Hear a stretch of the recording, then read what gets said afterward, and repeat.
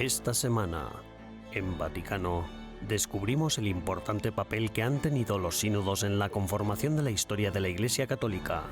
La castidad, virtud que excluye la complacencia del apetito sexual, es una virtud que en nuestra época contemporánea puede parecer anticuada, pero indagamos acerca de las razones que la hacen hoy más importante que nunca.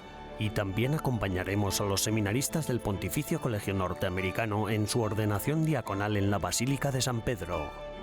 Todo esto y mucho más, a continuación, en Vaticano.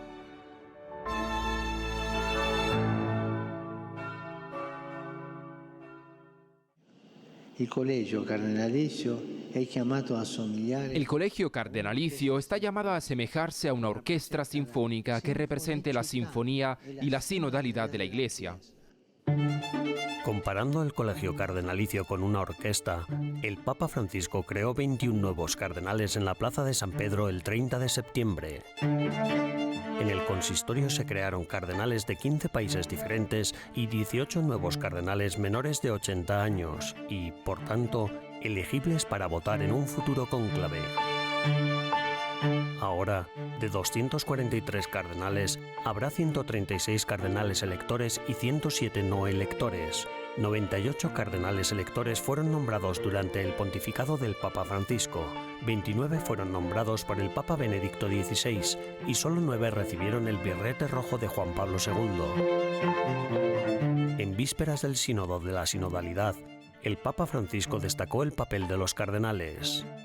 Una sinfonía vive de la sapiente composición de... Una sinfonía se nutre de la hábil composición de los timbres de los distintos instrumentos.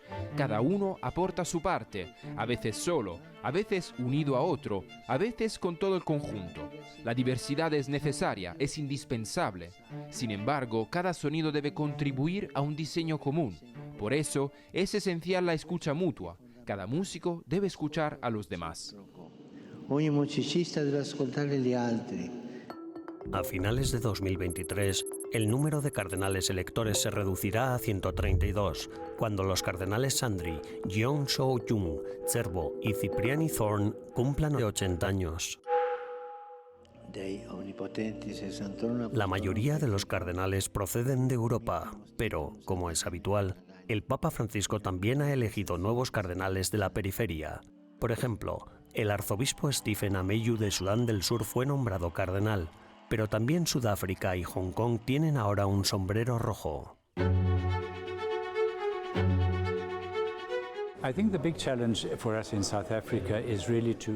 Creo que el gran reto al que nos enfrentamos en Sudáfrica es intentar unir a todas las comunidades a las que servimos, porque al haber salido de la época del apartheid y del anterior periodo colonial, la gente dividía y separaba más que unía. Todavía tenemos que trabajar en la reconciliación entre razas y pueblos, y la Iglesia tiene un papel muy importante que desempeñar en esa reconciliación y en la verdadera paz. Ese sería uno de nuestros mayores retos. Otro de los grandes retos a los que tenemos que enfrentarnos en Sudáfrica es la corrupción que tanto afecta al país. Y si lo pensamos bien, en última instancia, la raíz de todo esto es un problema ético y también espiritual. Y creo que ese es precisamente el ámbito en el que la Iglesia debería trabajar, promoviendo valores éticos y una verdadera espiritualidad en la que la gente entienda que la forma en que vivimos nuestras vidas es la forma en que servimos a Dios. Bravo,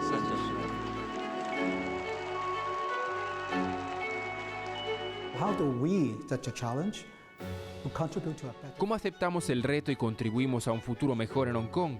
A través de la educación, eso es algo importante, y a través de nuestra formación en las parroquias, la de los laicos.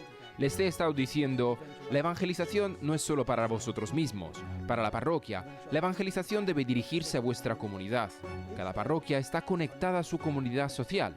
Tenemos que salir de nuestra parroquia y conectar de verdad con la comunidad y servirla. En el consistorio, el Santo Padre también explicó su papel como Papa en el próximo sínodo, utilizando de nuevo la imagen de la orquesta. El director de la orquesta es al servicio de esta especie de milagro. El director de orquesta está al servicio de esta especie de milagro que es cada parte interpretada de una sinfonía.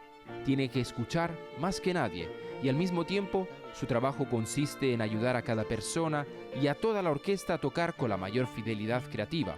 Fidelidad a la obra que se interpreta, pero también creatividad.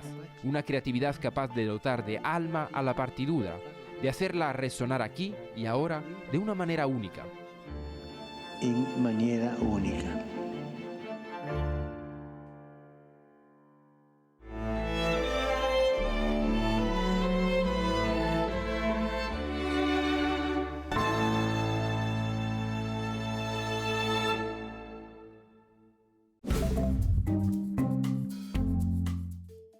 Hola y bienvenidos a las novedades del Vaticano de esta semana, las noticias más importantes del Papa Francisco y del Vaticano.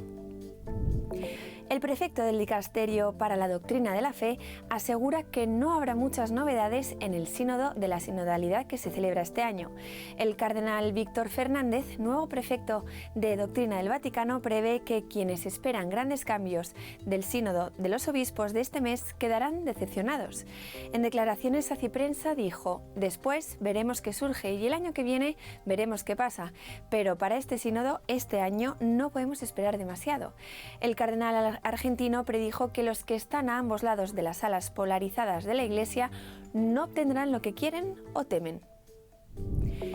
El Papa Francisco acudió al Senado italiano en homenaje al fallecimiento del expresidente de la República Italiana, Giorgio Napolitano. Al llegar a la sala donde estaba instalado el féretro en el Palazzo Madama, el pontífice saludó primero a la familia de Napolitano y después presentó sus respetos. Antes de marcharse, escribió una pequeña nota manuscrita en la que expresaba su gratitud por el difunto presidente fallecido el 22 de septiembre. 5 cardenales han enviado una serie de preguntas al Papa Francisco para expresar sus preocupaciones y pedir aclaraciones. Los cardenales dijeron que presentaron 5 preguntas llamadas dubia, solicitando claridad sobre temas relacionados con el desarrollo doctrinal, la bendición de uniones del mismo sexo, la autoridad del sínodo sobre la sinodalidad, la ordenación de las mujeres y la absolución sacramental. Los dubia son preguntas formales que se plantean al Papa y al Dicasterio para la Doctrina de la Fe con el fin de obtener un sí o un no como respuesta sin argumentación teológica. El Santo Padre elogió los esfuerzos de una agencia de la ONU para poner fin a lo que llamó el flagelo de la pérdida y el desperdicio de alimentos en todo el planeta. El Papa pidió un cambio radical de paradigma en la forma en la que el mundo se ocupa de los alimentos desperdiciados. En su carta a la Organización de las Naciones Unidas para la Agricultura y la Alimentación, Francisco dijo al director de la FAO, Ku Dong-yu, que la cultura imperante ha llevado a la desnaturalización del valor de los alimentos, reduciéndolos a una mera mercancía que se intercambia. La carta fue enviada con motivo del Día Internacional de Concienciación sobre la Pérdida y el Desperdicio de Alimentos, establecida por la FAO en 2020. El Papa Francisco anunció un encuentro con niños que se celebrará en el Vaticano el próximo 6 de noviembre. El evento en el Aula Pablo VI, patrocinado por el Dicasterio para la Cultura y la Evangelización, estará dedicado al tema Aprendamos de los niños y las niñas. Gracias por ver las novedades del Vaticano de esta semana. Almudena Martínez Bordiú para EWTN Vaticano.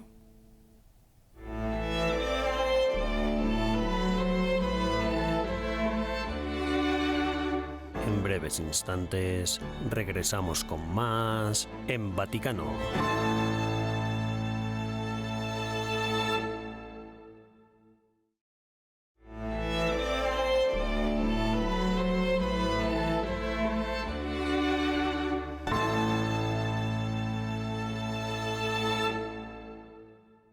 Ribadisco che il Sinodo non è un Parlamento. Reitero que el sínodo no es un parlamento. Non è un'indagine.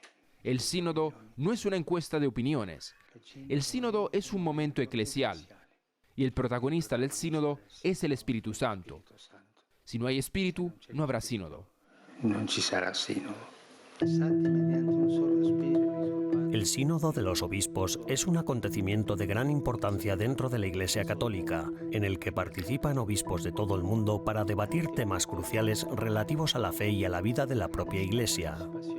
The Synod is a moment where El sínodo es un momento en el que en el pasado solo participaban los obispos, pero ahora el Papa Francisco ha introducido una nueva dimensión en esta experiencia. Involucra a todo el pueblo de Dios. Obviamente, el sínodo para los obispos es una fase integral importante del proceso sinodal, así que toda la Iglesia está siendo invitada a reflexionar, a orar y a contribuir, a ayudar a la Iglesia a ser más Iglesia. Porque al fin y al cabo, al hablar de sinodalidad, estamos hablando de la Iglesia misma. We are talking about the church itself. Hoy, para comprender mejor los orígenes del sínodo y su evolución a lo largo de los siglos, hablamos con Angela Ambrogetti, periodista vaticana, que a lo largo de su carrera ha seguido de cerca hasta 18 sínodos. Bisogna distinguere tra due origini. Los sínodos en la Iglesia Católica existen desde los primeros siglos. Ha habido sínodos, ha habido concilios y todos eran ocasiones en las que un grupo de obispos y sacerdotes se reunían, con o sin el Papa, en ocasiones para discutir asuntos relativos a las iglesias locales. Di questioni che riguardavano le chiese locali.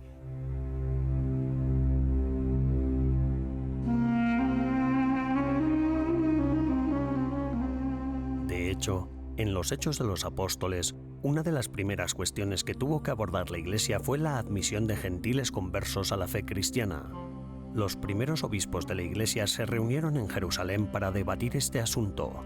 Después de numerosas deliberaciones, se llegó a la decisión final, según la cual los gentiles conversos ya no estaban obligados a circuncidarse ni a seguir otros requisitos de la ley mosaica. Esta reunión de obispos se conoce desde entonces como el Concilio de Jerusalén y se ha considerado un prototipo para todas las reuniones de obispos en las que había que tomar decisiones por el bien de la Iglesia.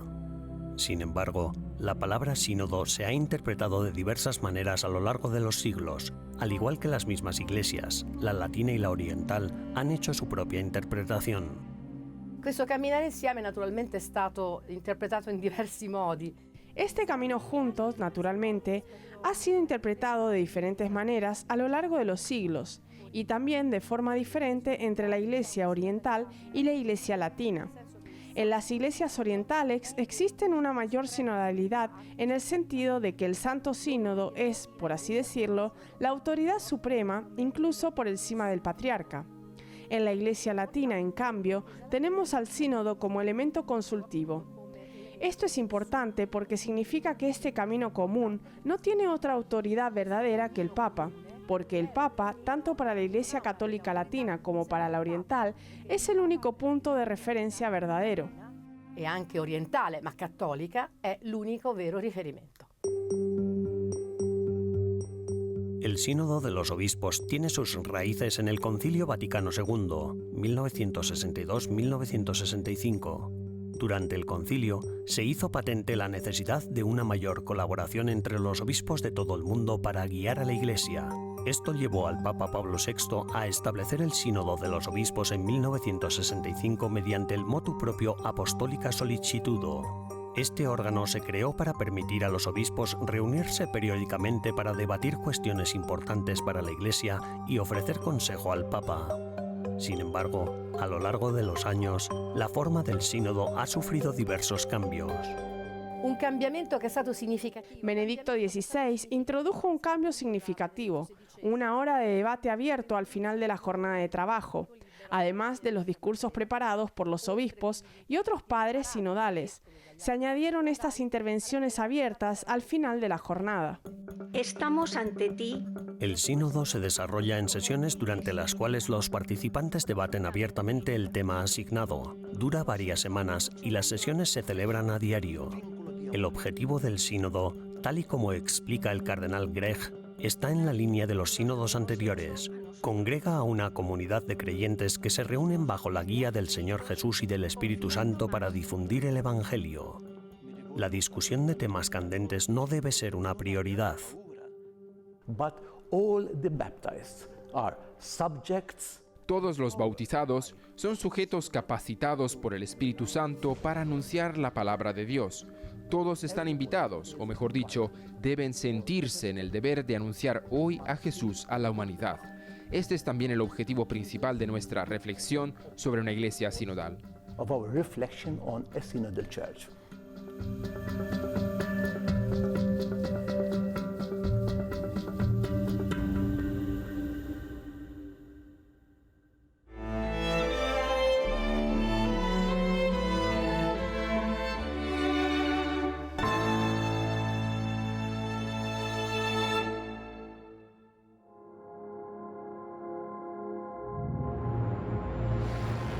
El viernes 29 de septiembre, la oficina de EWTN Vaticano organizó una nueva edición de sus Noches Romanas, un evento que reúne a distintas personalidades de fe de Roma para debatir sobre la vida, la cultura y la religión.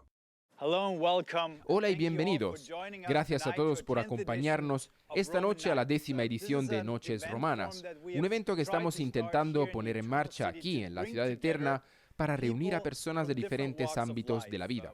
Ya hemos contado con gente del mundo diplomático, del mundo de los negocios, del mismo Vaticano, así como con personas que han logrado mucho en el mundo académico y en otras áreas de especialización, gente que vive aquí en Roma y gente que simplemente estaba de paso. El tema elegido para el pasado mes de septiembre fue la castidad, y el acto trató de abordar las cuestiones más profundas que el mundo contemporáneo plantea sobre esta virtud. Los ponentes fueron la hermana Ana Miriam Kashner, el obispo Eric Varden y Vincenzo Bassi, presidente de la Asociación Europea de Familias Católicas. Una de las ponentes, la religiosa danesa Anna Kashner, que actualmente es secretaria general y jefa de prensa de la Conferencia Episcopal Nórdica, comentó: Como religiosa hice el voto de castidad, creo recordar que en 2001, y durante el viaje de mi vida como hermana religiosa he tenido que discernir este tema varias veces. Ahora vivo en un país muy sacralizado, Dinamarca, donde la gente ni siquiera sabe lo que es una religiosa. Me encuentro con gente por la calle y me preguntan: ¿eres monja? Sí, lo soy, les digo. ¿Estás casada? No. ¿Tienes hijos? No. Así es la realidad que vivo. Y resulta que en mi caso, en mi vida como religiosa, he tenido que encontrar la manera de entender que la castidad no solo se refiere a la sexualidad, algo que no aplicaría a mi vida cotidiana, sino que debe consistir en algo más. I don't use in my everyday life, but there must be something more in it. Por su parte, otro de los ponentes de las Noches Romanas, el obispo Eric Varden, obispo católico noruego, monje trapense y aclamado escritor espiritual que recientemente ha escrito un libro sobre la castidad, aprovechó la ocasión del evento Noches Romanas para presentarlo, puesto que saldrá a la venta la próxima semana. De hecho, la castidad significa mucho más de lo que normalmente suponemos. Mucha gente, incluso aquellos que deberían saberlo mejor, a menudo asumen que la castidad es lo mismo que el celibato, lo cual no es el caso. En última instancia, la castidad no se reduce simplemente a la ética sexual y ciertamente no se reduce solo a la abstinencia erótica. Representa una forma de ser humano siendo íntegro. Vincenzo Bassi, presidente de las asociaciones familiares católicas europeas, también habló durante las Noches Romanas sobre el papel crucial de la castidad en la vida familiar. There are so many problems, but I can tell you that now there is the consumer. Hay muchos problemas. Puedo decirles ahora que está el consumismo, que nos hace pensar que podemos obtener todo. Consume everything. So when you are at home, cuando estás en casa y por supuesto delante de tus hijos, no puedes hablar tan abiertamente de este tema. Te limitas a dar ejemplos, a hablar de que no debes consumir relaciones. Lo que se necesita es compromiso, porque a través del compromiso uno puede llegar a ser feliz. La castidad representa una forma de ser humano y de ser íntegro, y es una virtud que ahora es más importante que nunca.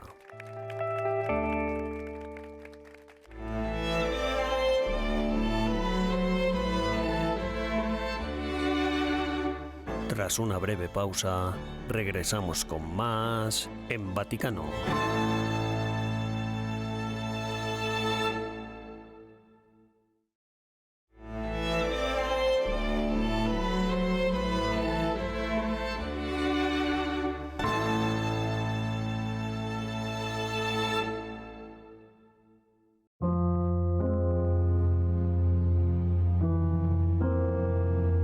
Los primeros diáconos fueron un grupo de 7 hombres elegidos para servir a la comunidad cristiana primitiva. Era una época de rápido crecimiento de la Iglesia y comenzaron las quejas de que algunas de las viudas de la comunidad, un grupo muy vulnerable en el mundo antiguo, no estaban siendo atendidas adecuadamente. Los apóstoles sabían que tal negligencia era inaceptable en una comunidad cristiana, pero al mismo tiempo reconocían que tenían la obligación de seguir predicando el Evangelio tal y como el Señor les había ordenado.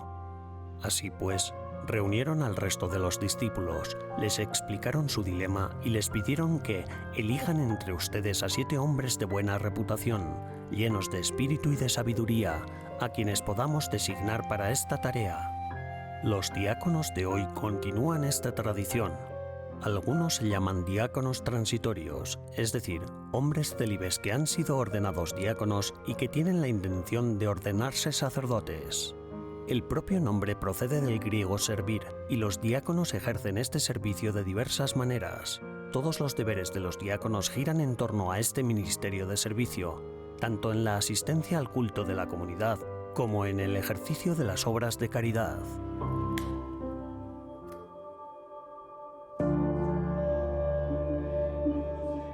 El jueves 28 de septiembre, 18 hombres del Pontificio Colegio Norteamericano de Roma fueron ordenados diáconos durante una celebración en la Basílica de San Pedro. So the North American College welcomes American seminaries and a couple Australians, actually. El North American College acoge a seminaristas estadounidenses y hoy en día además a 2 australianos. Pero los seminaristas de Estados Unidos se extienden de costa a costa, desde el estado de Washington hasta Nueva York. Así que este es en realidad un seminario para todas las diócesis americanas que se reúnen para vivir en el corazón de Roma y de la Iglesia, con la intención de aprender más sobre nuestra fe y encontrarnos con gente de todo el mundo. Y es bueno que mientras empezamos a prepararnos para ser sacerdotes de vuelta en los Estados Unidos, tengamos un seminario norteamericano donde podamos mantener una comunidad, una oración común. Be more prepared to be priests back in the United States. Los 18 se postraron ante el altar y ofrecieron sus vidas al servicio de la Iglesia de Dios y de su pueblo. La ordenación de diáconos tiene lugar durante la misa, después de la proclamación del Evangelio. David Thomas Lee. La ceremonia comienza con la presentación de los candidatos. Se llama a cada uno por su nombre, y él se levanta y responde: presente. Such a great gift and blessing to be able to be ordained. Qué gran regalo y bendición poder ser ordenados sobre la tumba de San Pedro, en el mismo lugar donde hemos estudiado durante estos últimos 3 años en el colegio norteamericano. Tanto mi familia como muchos de los amigos que me han apoyado en sus últimos años han hecho el viaje a Roma. Me siento abrumado. Les estoy súper agradecido. Que estuvieran ahí para mi ordenación. Ha sido algo excepcional sentir todo ese amor a la vez. Le estoy muy agradecido al Señor por todas las personas de las que me ha rodeado en estos últimos años. For all the people that He's surrounded me with throughout these past years. Es la última etapa de la formación en el seminario antes de la ordenación sacerdotal.